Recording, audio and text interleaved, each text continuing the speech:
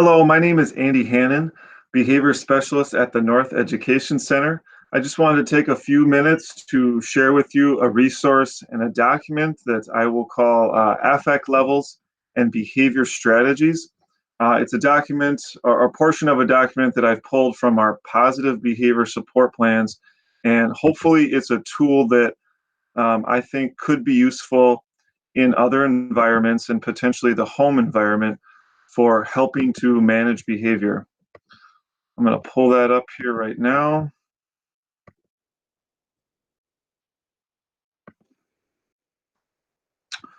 Hopefully we've got that up. Home-based affect levels and strategies. What is affect? You may have heard of affect before. It's an outward expression of feelings and emotion. It can be a tone of voice, a smile, a frown, a laugh. Really, it's any facial expression or body movement that indicates emotion.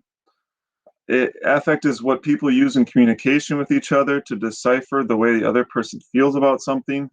Really, it helps us track escalating behaviors and come up with practical solutions to those. It also recognizes those situations that are going well, so we can see and track good behaviors as well. So as you can see, I've got this, we've got it labeled 1, 2, 3, and 4.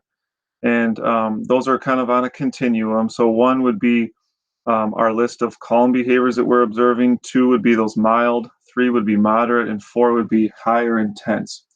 So the left-hand column, if we were going to do this with a student or with one of our children at home, we would list the observed behaviors in level 1 there. So what do calm behaviors look like? And just as an example, I wrote down underneath there and underlined it: following directions, happy, on task. And then in the right-hand column, the response to that behavior, we would give praise, we would recognize the desired behaviors, and we would probably challenge our students and our children when they're in that position as well. Mild behaviors, starting to escalate, maybe a little more anxiety we're seeing, having trouble staying seated, easily distracted. And then I would organize my thoughts in the right-hand column again with some strategies that we'd want to use at those level 2 mild behaviors. We might, and these are just suggestions, one would want to customize this to fit their situation and their the behaviors that they are trying to look at and make adjustments to. So I put allow movement around, present schedule, present upcoming preferred activities, use a first then schedule, which is popular with a lot of our students, both verbal and nonverbal.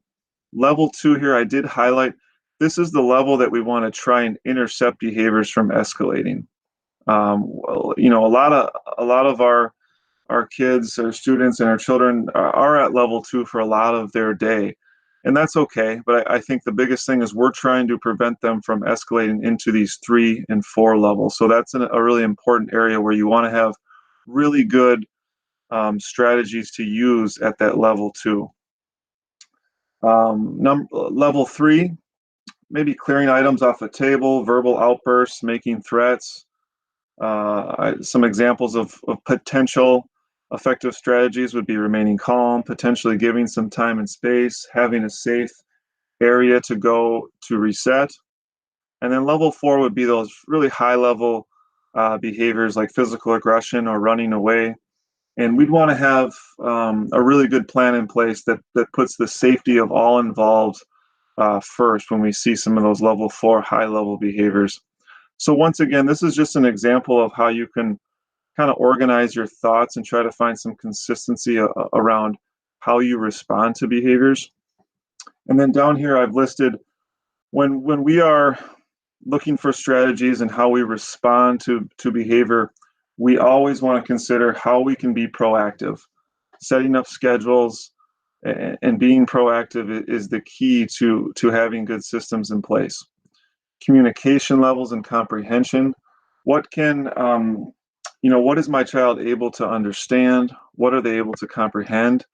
And that goes both ways. What are they able to communicate to me? What are the motor needs? What are the sensory needs? Stress levels and trauma factor in.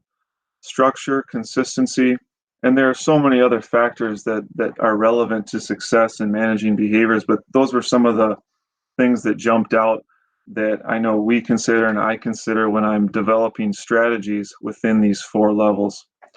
So I'm going to make this resource available, and what I'll do is I'll have a blank copy in our resources page that people can access if they thought this was something they wanted to play around with or take a closer look at, or ask myself and some of the other behavior specialists some questions around this. So I hope you found this tool potentially useful. If not, no big deal. Just wanted to make it available to people. And hopefully we will plan to have some more videos and can even dive deeper into some of these topics in the near future here. Stop sharing.